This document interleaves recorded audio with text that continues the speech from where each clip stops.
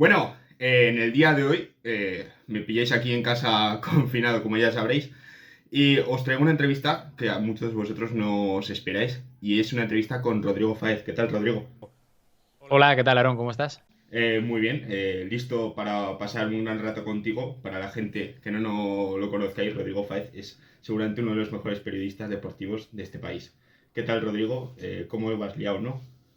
Bueno, un poco liado ahora, porque al final cuando estás teletrabajando, porque da igual que estemos en COVID o sin pandemia, que yo siempre teletrabajo y encima, claro, yo trabajo para una televisión estadounidense, Ujú. con el cambio horario te matan porque cuando no te llaman de un sitio te llaman a otro y siempre a deshoras y al final, claro, como es un método de trabajo completamente diferente al que estamos acostumbrados, pues claro, Ujú. también se reflejan los horarios y andamos un pelín liados, ¿no? Ahora mismo estás en ESPN, pero para mucha gente que no te conozca, has estado en Gol, has estado en Bein Sports, has trabajado en la radio.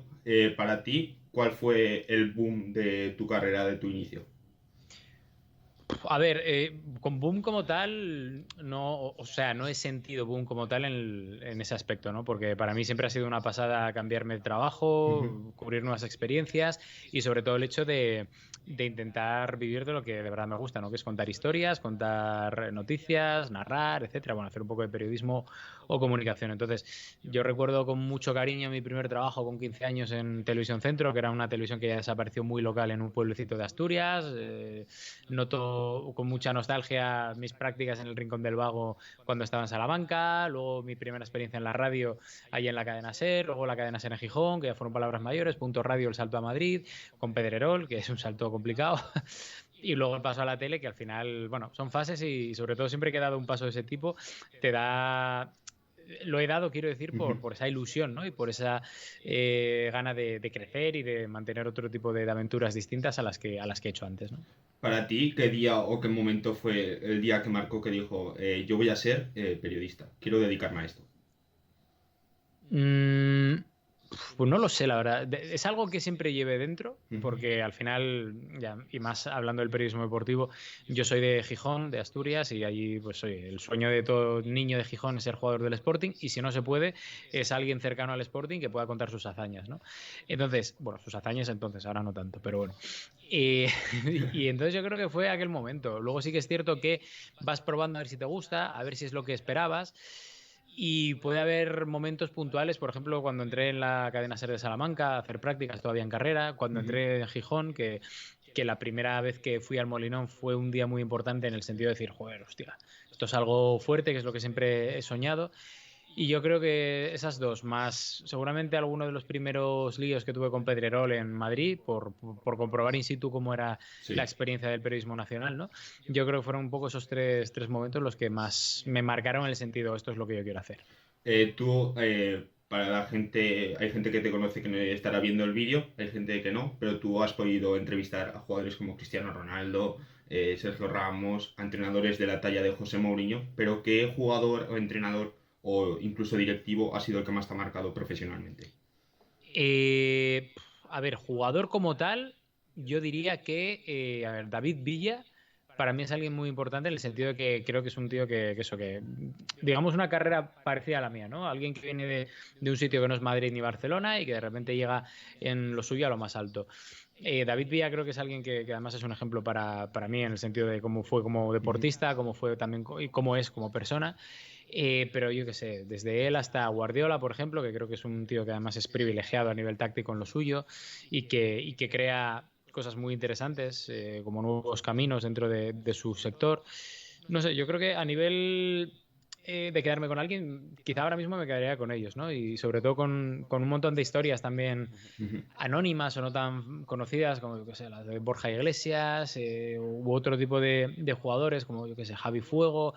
No sé, son muchos los nombres que te vienen a la cabeza y muchos también los que se me están olvidando, obviamente, porque al final conoces a mucha gente en este camino. Y yo creo que todos te van aportando cositas para, sobre todo, que yo utilizo para interiorizar dentro de mí y para aprender, quedarme con lo bueno, pero también con lo malo, porque creo que también es necesario, ¿no? El periodismo te habrá creado muchas amistades a nivel lo que viene a ser profesional, pero seguramente también hayas creado amistades dentro de lo que es el mundo del fútbol. Para ti, ¿cuál es el jugador más cercano, más cariñoso con el que has tratado?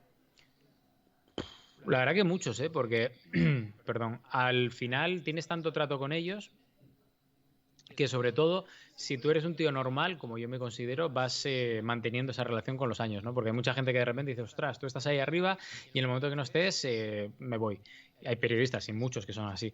Pero a mí me gusta, como digo yo, enlazar amistad con gente que son normales, que son parecidos a mí. Y te puedo hablar de, pues yo qué sé, desde el propio David Villa, que mira, estaba hablando con él ahora, hasta Javi Fuego también, pasando por gente como Borja Iglesias, no sé, es que son muchos, la verdad. O sea, no te podría decir porque al final vas viendo aquí y allá Fabricio, un portero que estuvo en el Depor y en el Betis, que ahora está en el Fulham. Gonzalo Villar, que es un chico espectacular y que precisamente conocí al principio de la pandemia y que de repente ha resultado ser mi hermano pequeño.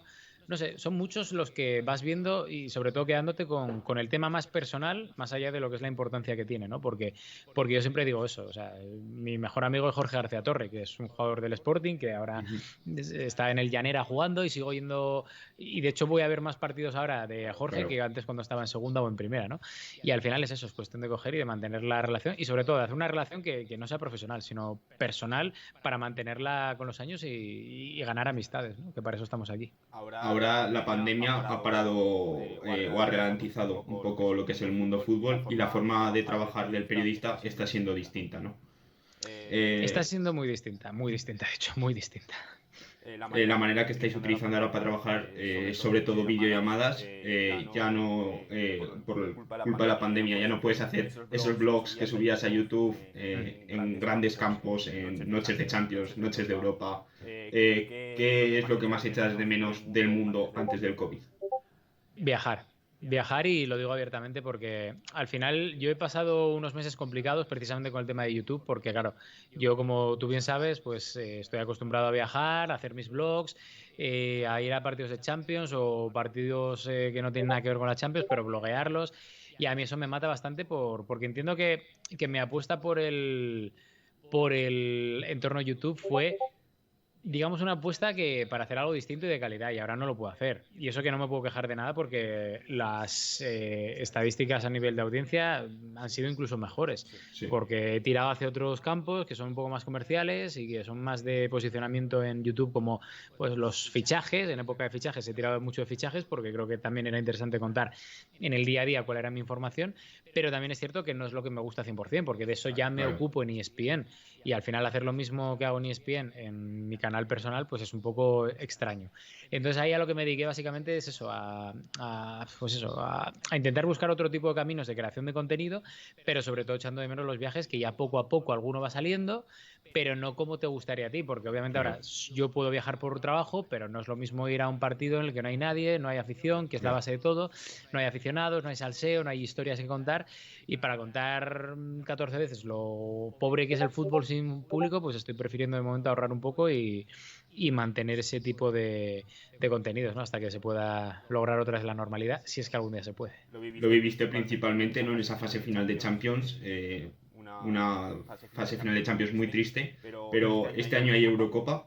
¿Crees que se va a poder realizar de una manera más moderada? No al 100% de público, pero un 50, un 60% de público, ¿lo ves?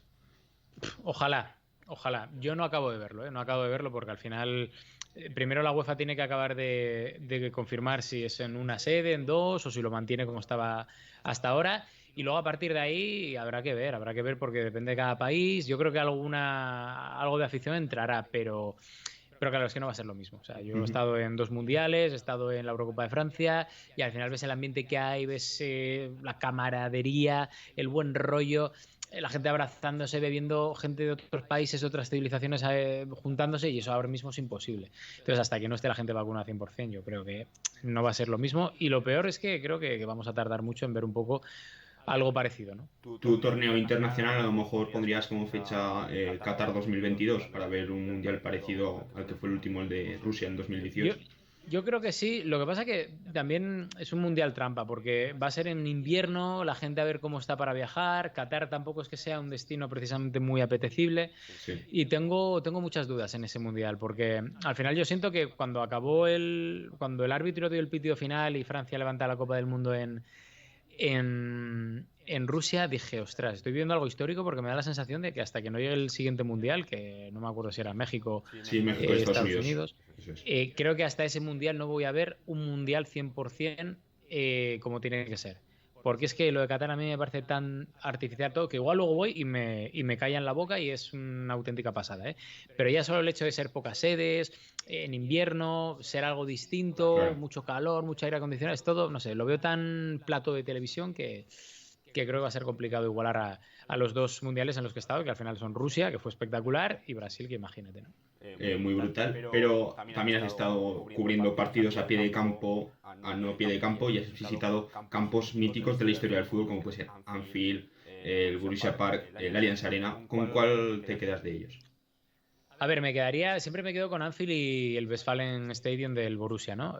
Porque creo que son muy parecidos en el sentido de que son, bueno, son un poco como el Molinón, que al final yo siempre digo que el Molinón también lo meto entre los tres porque creo que es un estadio muy british, muy del norte, muy cerrado, con una estructura muy clásica, y además es el estadio más antiguo de toda España, ¿no? Lo que pasa es que, claro, la gente no me lo toma muy en serio porque como soy del Sporting y soy de Gijón Claro. y soy muy pesado, pues Sí. efectivamente. Y encima creo que a nivel de atmósfera es muy parecido a lo que se puede encontrar en Anfield y en Dortmund, ¿no? Lo que pasa que además yo los enlazo a los tres porque creo que los orígenes mineros, sociales y orígenes muy humildes de clases trabajadoras, ¿no? Que son las que pueblan ese tipo de ciudades, pues enlazan muy bien lo que es esa trilogía. Luego sí que es cierto que hay otro tipo de estadios como San Mamés, el del Tottenham, el Mercedes-Benz Arena del Atalanta, que son del Atlanta, perdón, United en Estados Unidos, que son increíbles. O sea, son estadios que dices tú, ¡buah! Hay que visitarlos alguna vez porque son joyas arquitectónicas, ¿no? Y luego otro, por quedarme y porque nunca lo menciono, no sé por qué, pero ahora que hablé de Brasil me ha venido a la cabeza, es Maracaná, que yo he estado 2 veces en Maracaná y no sé por qué, pero siempre se me olvida y ahí viví momentos muy chulos. El futuro del periodismo, pues ves a gente que ya empieza a hacer más algo parecido a lo tuyo, que es YouTube, ¿no? Como por ejemplo lo puedo hacer yo, pero ¿crees que el periodismo tradicional de la radio, los programas de televisión se está perdiendo o crees que se mantendrá? No, yo creo que el periodismo tradicional se mantendrá. Al final el fondo se mantiene. Lo que va a cambiar es la forma, eso sí. La forma va a cambiar porque veremos menos tele, más YouTube, más Twitch, más Instagram, más TikTok. Y al final es cuestión de coger y decir, oye, yo me da igual en la plataforma. Así como me da igual que sea Antena 3, Televisión Española, COPE, SER, Marca, o sea, tú estás dando una información, da igual el formato. Pues en estos momentos va a ser igual. O sea, tú vas a dar la misma información en Marca, en COPE, en la cadena SER, que en TikTok, Instagram o YouTube. Y es cuestión de mantener un poco la base, ¿no? La base del periodismo, el rigor, que sea algo también que se pueda contrastar y que sobre todo sea algo muy, muy bien trabajado y que se pueda confirmar, y a partir de ahí el resto, lo que es la forma, da igual, ¿no? Sí que es cierto que para mí la diferencia es que en este mundo vas a tener que personalizar un poco más la comunicación dependiendo Claro. del entorno, porque no es lo mismo comunicar en TikTok que en YouTube, pero al final es un peaje, entre comillas, que tienes que pagar y que es de los pocos contras que vas a tener, porque luego el resto es muy beneficioso, porque tú estás en casa, puedes crear contenido, puedes estar en el autobús, puedes contar contenido, puedes contar cualquier tipo de historia desde cualquier sitio y ahí apenas con un teléfono móvil, cuando antes necesitabas un estudio de radio, un técnico, Claro. un realizador, una cámara más un satélite, maquillaje. Es lo que yo siempre llamo y bauticé en su día como la democratización de los medios. Hemos hablado del periodismo general, pero vamos a hablar del periodismo que va a realizar Rodrigo Fáez en el futuro. ¿Qué nos va a esperar de Rodrigo Fáez en YouTube, en ESPN? ¿Alguna novedad para el canal? Bueno, a ver, la idea y el objetivo principal para el canal es mantener o traer de vuelta los blogs, ¿no? Pero a ver cómo está el tema, a ver cuándo se puede viajar sin ningún tipo de problemas y con todo tipo de garantías. Y sobre todo implementar un poco también el gaming, porque ya lo probé durante la pandemia, hacer un día que sea FIFA 100%, que voy poco a poco haciéndolo. Lo que pasa que sí que es cierto que me cuesta, porque estiran un poco más hacia Claro. entretenimiento antes que periodismo. Pero de momento sí, eso, más alguna colaboración de periodismo que me ha salido y que en próximos días contaré. Y que bueno, al final es cuestión de ir sumando y de ir creciendo y sobre todo de aceptar retos que a mí me llenen y que me gusten, ¿no? Porque al final es eso, de que para hacer lo mismo que he hecho antes es una tontería repetirlo. Entonces, pues bueno, o me tiene que apetecer mucho ese tipo de aventuras en, por ejemplo, televisión o periodismo más analógico o mantener la apuesta sobre todo por YouTube. Y también este año me gusta que estoy desde enero haciendo directos diarios de Twitch, que creo que es importante y que encima me está gustando mucho porque estoy tratando otro tipo de temas más allá de lo que es 100% el periodismo deportivo, intentando hacer otro tipo de entretenimiento, también gaming, que le doy mucho al FIFA a pesar de que soy muy manco y para disfrutar, que al final estamos aquí para pasarlo bien, ¿no? Tu penúltimo capítulo como periodista fue en el Fútbol Club Barcelona, en un equipo profesional. Todo el mundo sabe que tú eres del Sporting de Gijón a muerte. Si te viniese el Real Club Deportivo Oviedo con 100.000 euros al mes para ser el responsable de prensa y apoyar al Oviedo, ¿lo harías? No. ¿Lo harías? No lo haría porque no, o sea, no. Y aunque me pagasen millones, pero al final porque es normal, porque yo no puedo estar en el Oviedo, al igual que el Oviedo no me puede llamar a mí. Y es curioso porque alguna vez algún jugador del Oviedo me ha pedido ayuda para temas de redes sociales y tal, pero a ver, yo no tengo nada contra el Oviedo, pero es que es meterse en un charco para ellos y para mí, que no tiene ningún tipo de... Y al final, mira, y de hecho en el Barça yo aprendí una cosa, que para trabajar en un club no hace falta ser de ese club, efectivamente, porque yo estuve en el Barça y lo dije desde el primer encuentro que tuvimos con mis ex jefes, que de hoy, yo es que no soy del Barça, o sea, yo nunca voy a decir Visca Barça ni tal, porque es que no lo siento y al final esto es fútbol y por muy profesional que yo sea, pero mira, cambiamos un montón de historias a nivel de YouTube, de Instagram, etcétera, hicimos un trabajo espectacular que todavía sembramos y están recogiendo muchos frutos de entonces, pero yo aprendí algo que es importante, que para trabajar en un club tienes que formar parte de ese sentimiento y al final es muy complicado. Yo no lo descarto trabajar en un club, pero es muy complicado que yo trabaje en un club que no sea el Sporting. Y en el Sporting ahora mismo es inviable por el tema de la propiedad, que no me llevo, o sea, me llevo bien con ellos, pero no estoy para nada, soy muy crítico y no entraría ahí ni loco. Pero claro, es que es el único equipo en el que yo creo que podría dar un poco más de lo que viene el Barça todavía, ¿no? De todos los medios de comunicación, partes en las que has trabajado, ya sea comentando partidos a pie de campo, presentando programas de televisión como hiciste en los lunes al gol, ¿en qué momento de tu vida periodística disfrutaste más? Yo creo que los lunes al gol, porque ahí compaginaba todo, o sea, ahí hacía todo, era un hombre orquesta, presentaba los lunes al gol en Gol, que era en abierto, tenía el Bean Inside, que era un programa de entrevistas con jugadores fuera del campo, en sus casas, encerrado, en Premium. Y luego tenía los pies de campo del Madrid, y la verdad que fue la época seguramente en la que más disfruté a nivel profesional y sobre todo con los lunes al gol, porque aquello fue un reto personal, primero porque nunca había hecho tele en abierto, y segundo porque con nada hicimos cosas muy interesantes a nivel de audiencia, a nivel de engagement. Es que al final los lunes al gol, nosotros siempre lo digo yo, competíamos con un tirachinas. Es que es así, o sea, éramos muy pocos haciendo un programa que llevaba mucha producción.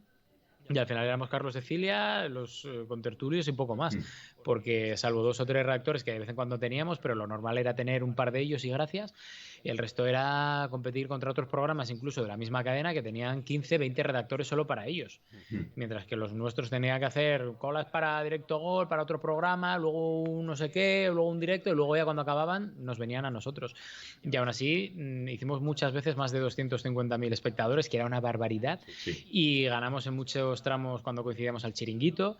Lo que pasa es que, bueno, al final es eso, las circunstancias internas de la tele eran un poco de aquella manera. Llegó un momento que me sobrepasó absolutamente todo y como no era feliz, pues lo dejé. Pero sí que es cierto que los lunes al gol fue un poco el mejor reto que tuve en esta vida, ¿no? Bueno, ahora estás en SPN y estás muy liado y no quiero restarte mucho tiempo de tu vida. Ha sido todo un placer, Rodri, que me hayas prestado unos minutos y haber aprendido un poco más de lo que es ser un periodista profesional y de ti, claro. Pues nada, un placer, Aarón, y mucha suerte. Venga, un saludo. Bueno, hasta aquí el vídeo con Rodrigo Fáez. Espero que os haya gustado y hayáis aprendido un poco más del periodismo. No os olvidéis suscribiros, seguirnos en nuestras redes sociales y nos vemos en la próxima. Adiós.